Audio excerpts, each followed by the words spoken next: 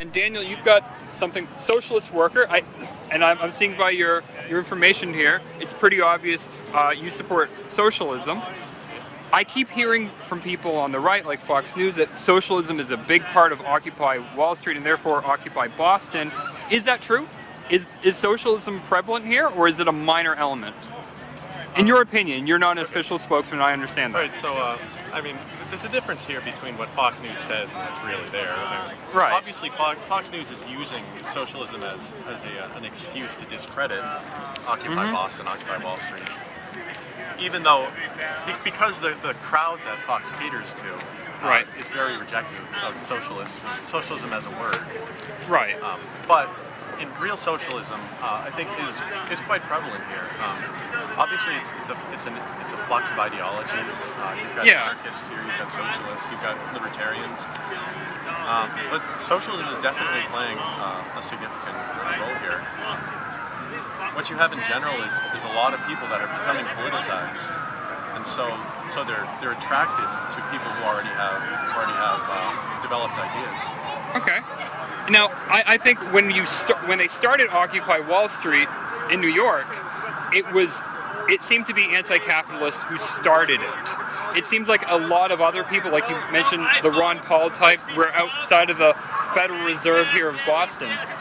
Do you think that's what's happened really? Is that non-socialists have gotten into an anti-capitalist thing, and because of that, it's less prevalent, or?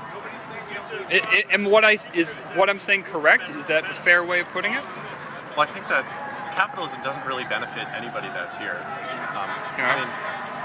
If you look at the actual economic conditions, a vast majority of people suffer under it. So, the question is not that whether it's failing; it's how do we actually fix it.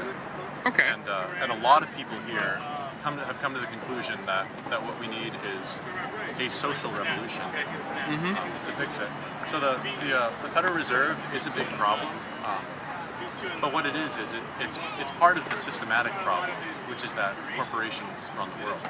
Okay. And the different viewpoints here, there's a lot of different lists floating around the internet saying they're the demands of these different Occupy groups. None of them are really that official.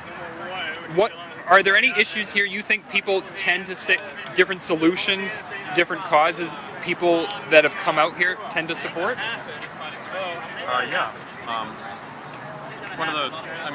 There are lots of people here are looking for a social revolution. You can even jump into that. The main differences here are simply about how to bring about that revolution. Okay. A vast majority of people here, I'm sure if you told them, would say that they don't want capitalism at all.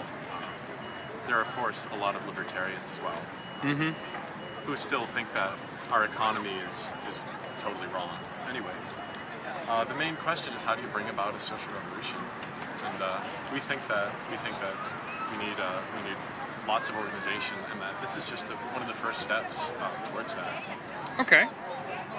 And I think that's good for right now. Hold on.